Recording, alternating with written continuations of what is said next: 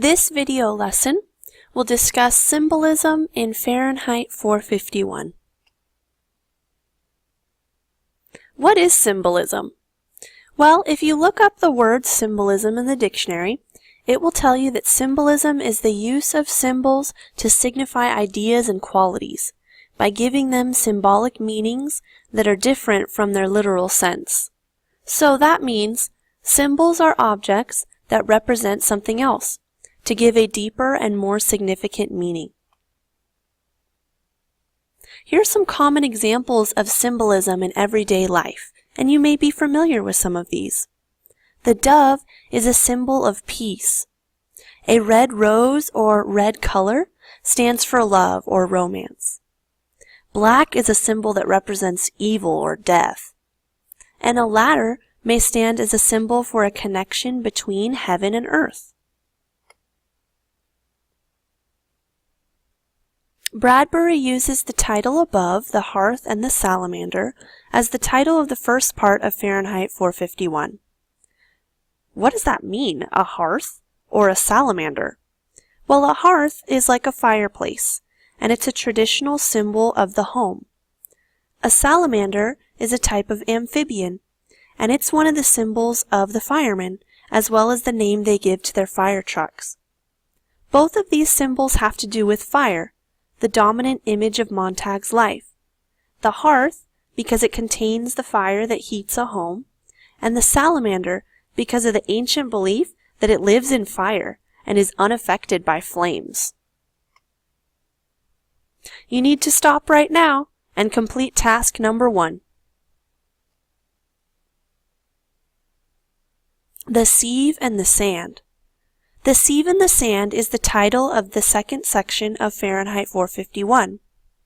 The title refers to Montag's childhood memory of trying to fill a sieve with sand, just like we see in the picture. He's reminded of this episode as he's trying to read the Bible on the subway. While he's trying to memorize what he's reading, an announcement for toothpaste keeps derailing him. Now you must stop to complete task 2. The phoenix. After the bombing of the city, Granger compares mankind to a phoenix that burns itself up and then rises out of its ashes over and over again. See, like the picture of the phoenix. Man's advantage is his ability to recognize when he has made a mistake, so that eventually he will learn not to make that mistake anymore. Remembering the mistakes of the past is the task Granger and his group have set for themselves.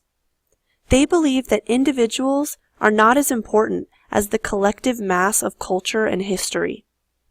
The symbol of the phoenix rebirth refers not only to the cyclical nature of history and the collective rebirth of humankind, but also to Montag's spiritual resurrection.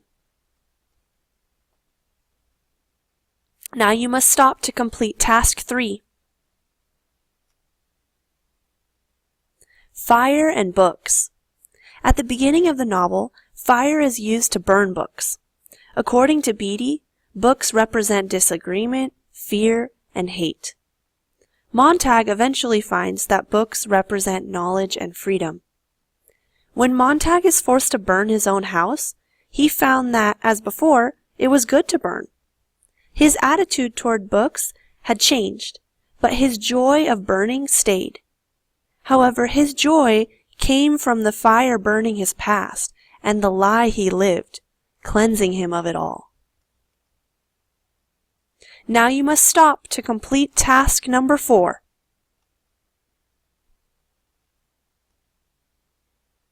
Here's where our source material came from, and I hope you enjoyed this video presentation about symbolism in Fahrenheit 451.